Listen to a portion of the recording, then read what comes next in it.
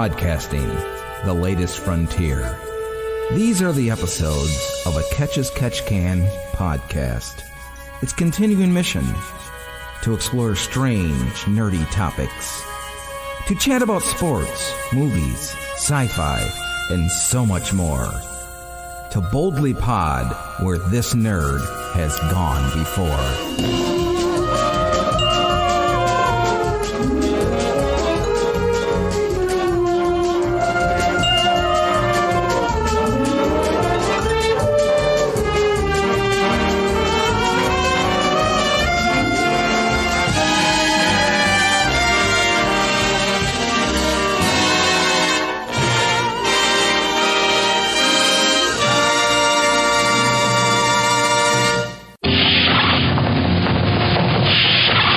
Camp Dan's log, pod date 0923.19.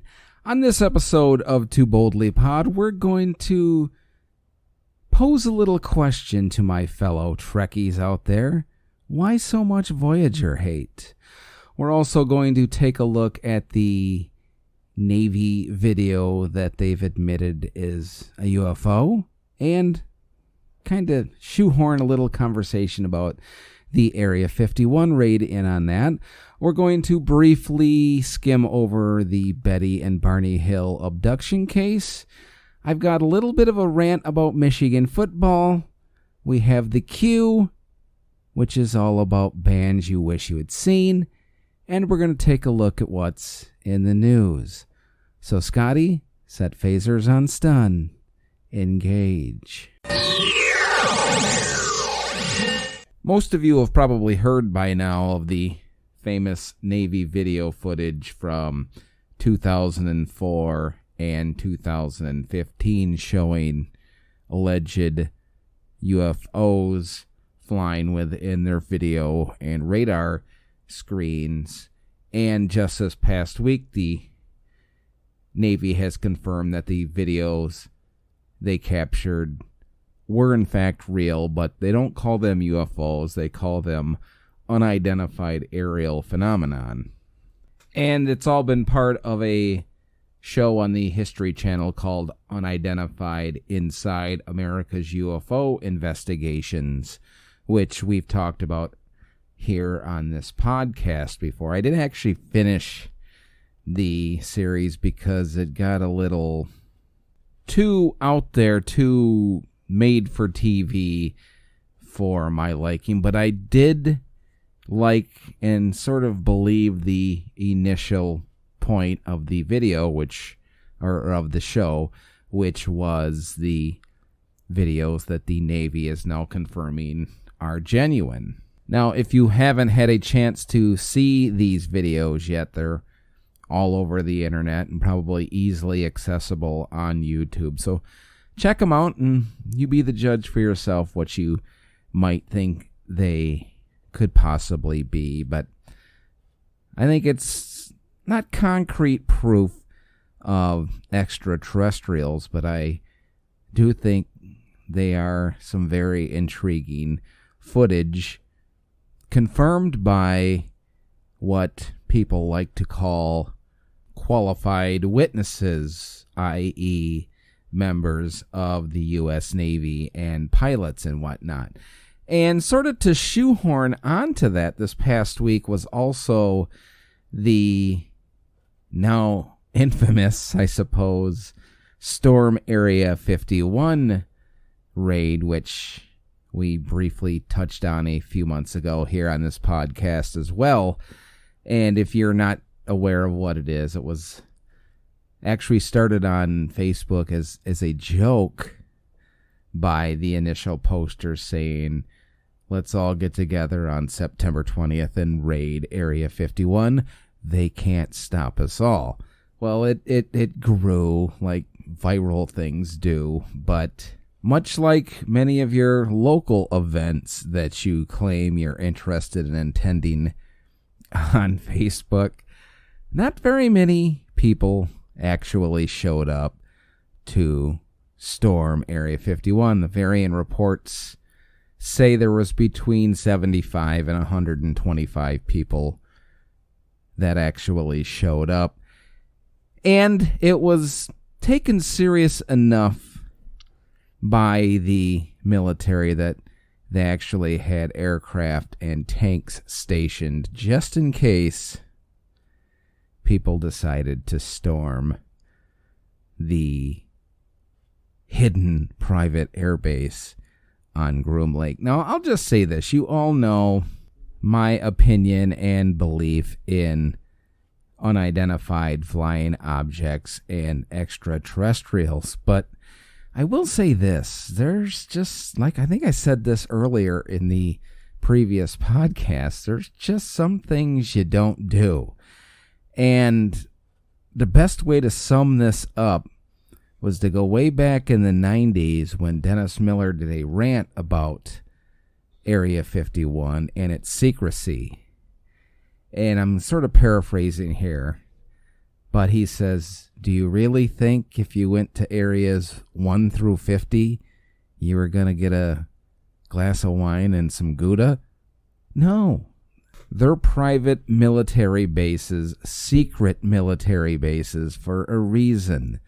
We keep our classified everything at these bases, so you shouldn't be surprised that the general public is not allowed into any of these air bases or military facilities.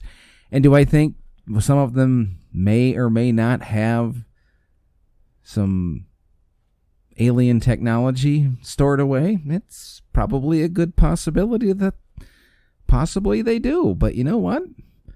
I think I said this originally way back when. I'm not going to risk my own life to find out the truth.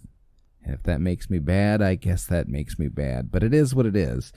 Check out the Navy videos if you haven't. Let me know on Facebook or Twitter at Too Boldly Pod what you think. And maybe we can talk about them again.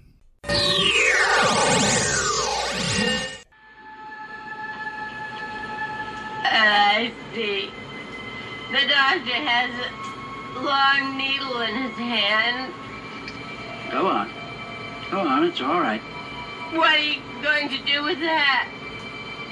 And he tells me that it won't hurt. He just wants to put it in my navel. It's just a simple test. Stop, it's hurting, it's hurting. Take it out. And the leader comes in. He rubs his hands over my eyes and says it will be all right. I won't feel anything. The pain's gone away. Still sore when that needle in.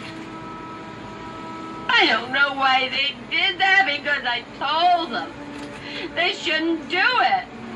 Did they make any sexual advances to you? No. I asked the leader, I said, why did you put that needle in my navel? And he said, it was a pregnancy test. And I said, I don't know what you expected, but I was no pregnancy test here. Now that clip is from the 1975 TV movie called The UFO Incident, but we will circle back around to that scene because the movie, if you're not aware, was based on a true story about one of the very first publicized reports of alien abduction in the United States from September 20th, 1961, and surrounded the couple Betty and Barney Hill. Now, I'm not going to sit here and give you the whole story of the Hill abduction, or now it's sort of being called the Zeta Reticuli incident, which, again, was not called that until after 1969. But I will just say it's one of the more credible, in my opinion, cases of alien abduction, and there's a couple of reasons why to this day I still feel that it holds a lot of credence. Now, the main thing is, this happened, like I said, in 1961, and they didn't seek any sort of treatment about what was happening to them for almost 2 years after the fact, and it got to the point where things were so bad in their personal lives that they sought out a psychologist,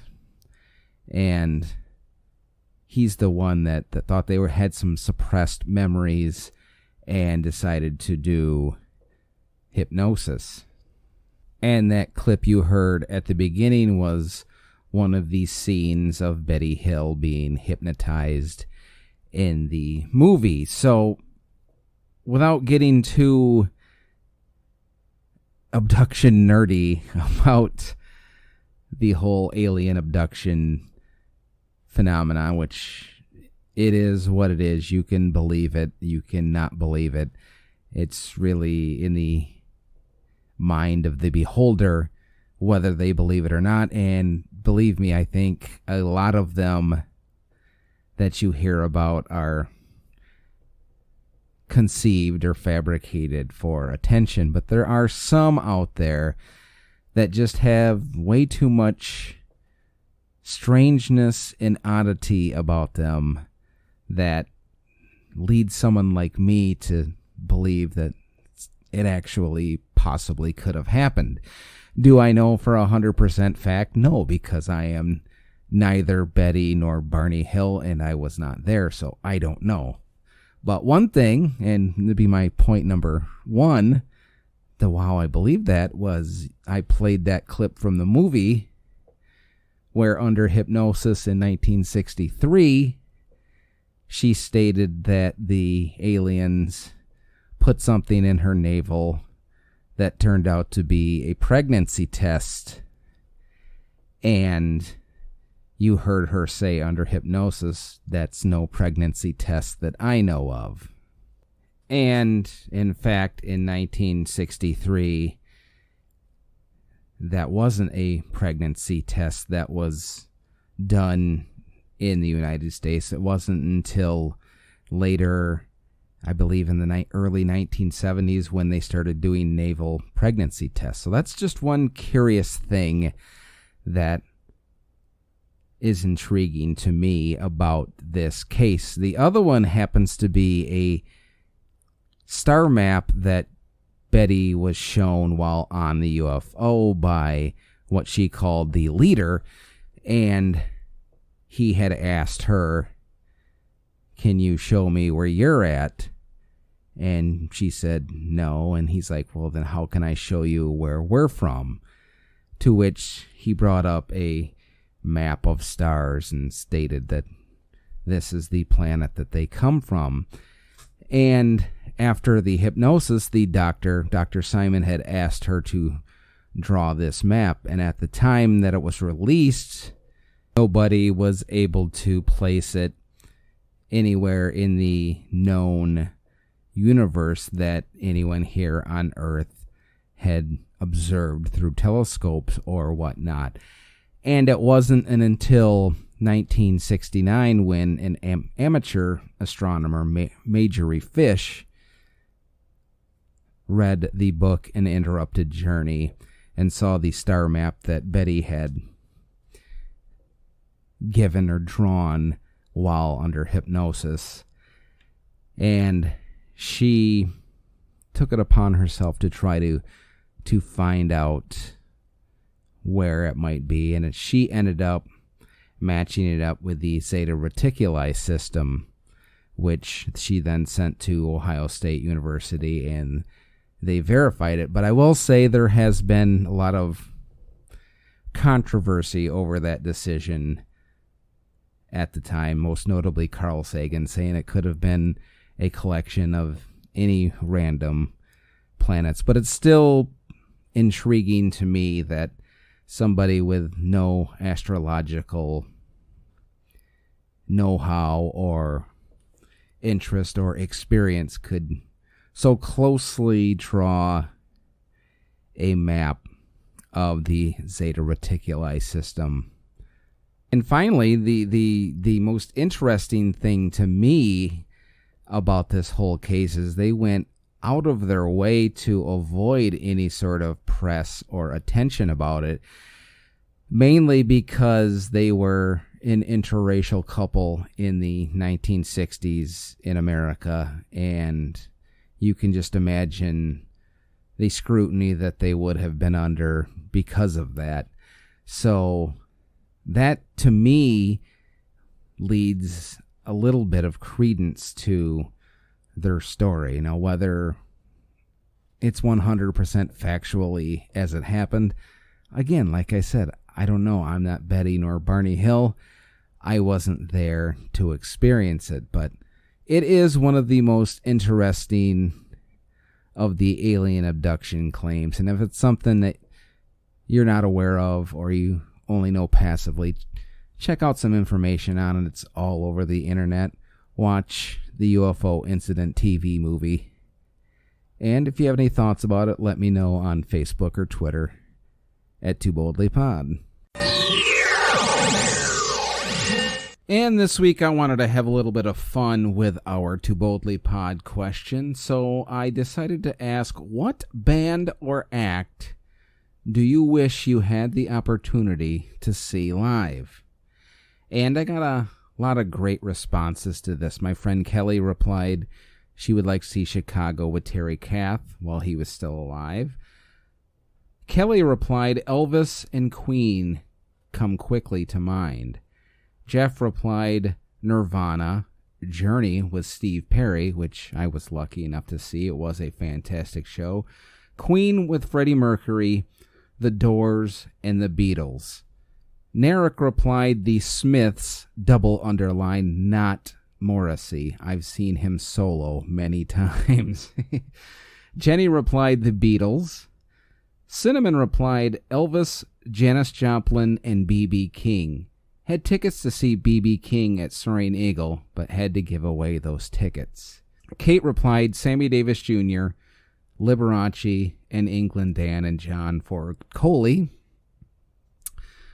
Author J.P. Ribner replied, The Misfits. Tracy replied, so many, but Stevie Ray Vaughan comes to mind first.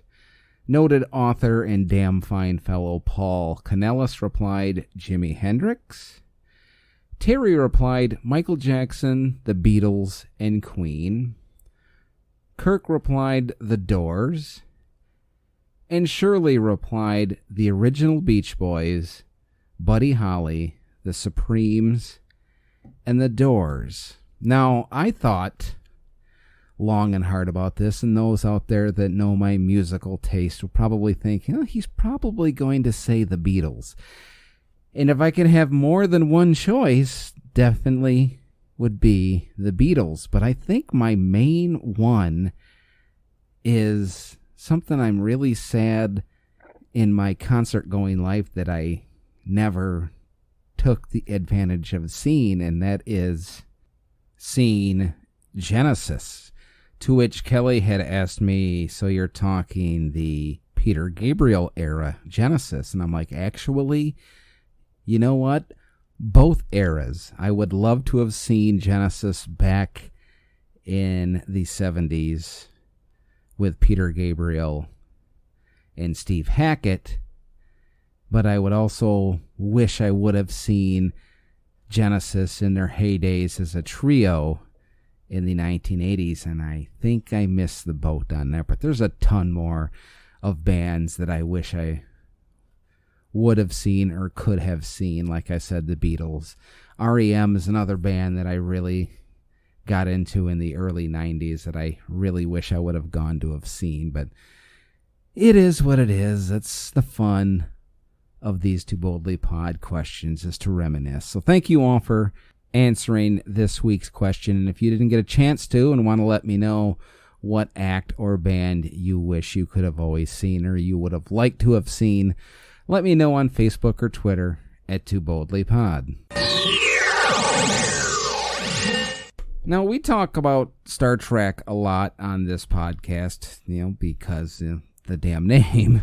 But seriously, I'm a huge fan of not just the original Star Trek, but the entire universe in and of itself. Now, Discovery, that's a different story. I'm not anti-Discovery. I just don't think it's totally Star Trek, totally much like the J.J. Abrams movies. But that's a topic for another Too Boldly Pod. Today, I want to talk about Star Trek Voyager, and specifically why it gets such a bad rap from, and it tends to be the more old school Trek fans than newer Trek fans, and I just don't understand why there's so much venom cast at that show. Now, within all of that, the vast majority, and it's not everybody, so people listening to this that might agree with me, don't think I'm being inclusive counting all Trekkies, because I'm not. It's just this certain segment of the Trekkie population that just really seems to go out of their way to soil the show Voyager. And you can't say it's because it's one of the newer ones and it's not the Next Generation or the original series, because a lot of these same people tend to really like Enterprise, which came after Voyager. So the only thing that I really can ironclad convince myself is why they're doing this is because it has a female captain. And I could be totally wrong about that, but I don't really think that I am. And I will just say this. Catherine Janeway she really, and I'm going to take a lot of heat from people for this, but everybody knows Kirk is my favorite, and I actually put her along the same lines as Picard as number 2 as far as my listing of favorites, which I also happen to put Voyager up there as well. So maybe I'm looking at the show through rose-colored glasses. I don't know, but outside of the female captain, my only other thing is some of these stories are, I don't want to say thin, but they're more sci-fi based, more ridiculous, if you will. And people that are the Trekkies that hold on to the original series, there's a lot of social commentary within the sci-fi of those stories. And even though there is some social commentary, some political commentary in Voyager episodes, there's a whole lot of stories that are simply fun, futuristic, fantastical science fiction stories. Or the one way to put it is absolutely absurd stories. But you know what? They're fun entertainment, and that's one of the reasons that I really latched on to that show. One of the other things that makes me think or wonder might be a reason why these people dislike Voyager so much is because it tends to shy a little bit away from the Roddenberry-esque image of the Star Trek future. And by that, you can sort of start to blame this a little bit on the Next Generation and Deep Space Nine, because that's where the seeds were laid for the Ferengi, and that kind of laughs in the face of Roddenberry's "there is no money in the future." And even though you only see a couple of Ferengis in Voyager, they're definitely discussed and talked about. And the other thing is he really wanted to keep war and religion out of the story or the plot line or the universe that was Star Trek. But he sort of talked out of both sides of his mouth with that, because he didn't want religion to be involved, but yet throughout the original series and the movies of the original series, there are themes that delve into spiritualism and religion. So I don't know. I mean, if there's somebody out there that absolutely cannot stand Star Trek Voyager, I would really love if you'd be willing to come on here and have a conversation with me and explain to me why it is that you can't stand that show so much, if it's not because it's a female captain, whom I think is a pretty damn good character. But it is what it is. And if you haven't watched Star Trek Voyager, I implore you to do so. Much like many shows, first season of The Next Generation comes to mind. The first season of Voyager is sort of slow as it builds, but once it gets past that first season, it's a very, very entertaining piece of science fiction television. So check it out. And if you are one of those people that absolutely hate it and are willing to come on here, let me know on Facebook or Twitter at TooBoldlyPod, and I will gladly set up a time where you and I can sit down and have a rational chat. Now, initially this week in my sports column, in my sports topic, yeah, I sound like a columnist now, don't I?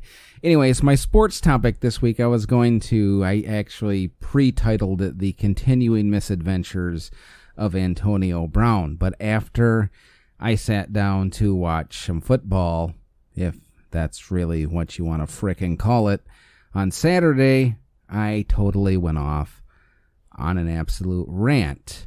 And I am going to share it with all of you now. So I've had a day and a half to sort of process all this information and quell my anger. But I apologize to those of you out there that really couldn't give two craps about Michigan football. But here we go. Nationally, you may be inundated with the hype that is Jim Harbaugh. To a lesser degree, those of us here in the state of Michigan have been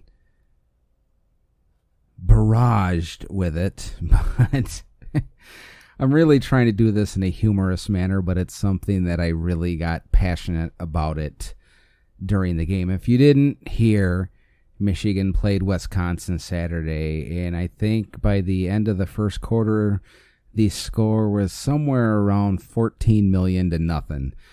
Let's just suffice it to say, Michigan got their ass handed to them badly, embarrassingly, this past Saturday by Wisconsin. And I know the apologists will say, well, it was at Camp Randall. That's a tough place to play. But you know what? I'm sorry. You're coming off a bye week. That's genuinely when teams are the most prepared, especially for tough games. It's coming off bye weeks. Michigan actually looked like they just got back from vacation and haven't unpacked yet. They didn't even show up to play. The hell, they didn't even play. So, here's the thing. We've been hearing for 5 years all about the hype and who got it better than us and stuff like that. Well, you know what? From the looks of last Saturday, everybody has it better than the University of Michigan. And it's a damn shame that, the coaches and the talent and the execution and more specifically the discipline, which is the fault of the coaches, wasn't there and hasn't been there all season.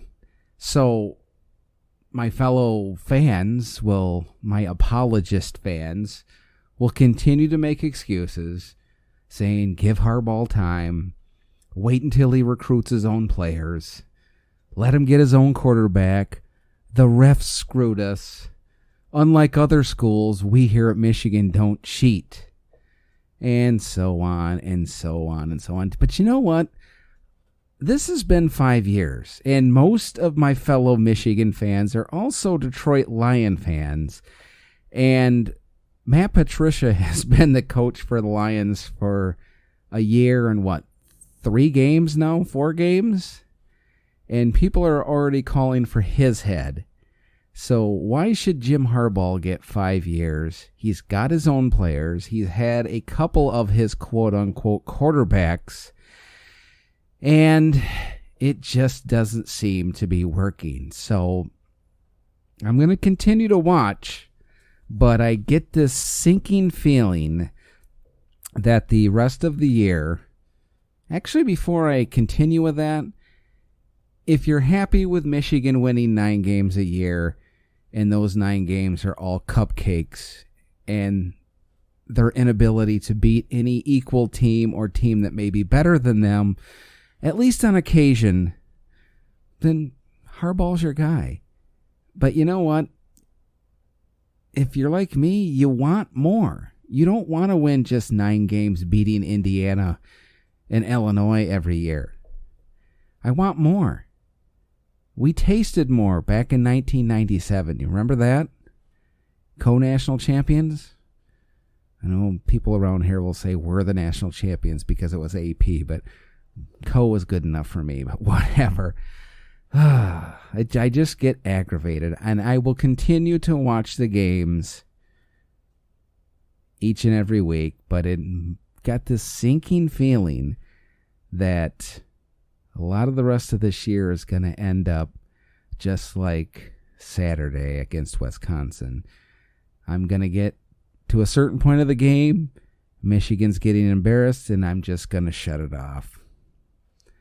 Because if they're anything like they were against Wisconsin, and to be quite frank, anything like they were against Army in Middle Tennessee State, then Notre Dame, Michigan State, Penn State, and Ohio State are going to make Michigan their bitch.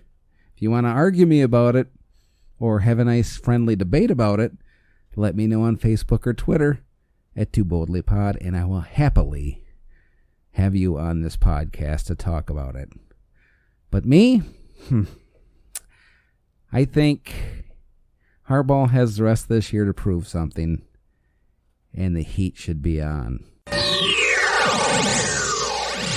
And before we get to what's in the news, I just want to point out that I was going to re-record this segment because it was making me laugh so much. But you know what? I'm just going to leave it as is for you all to enjoy. So enjoy.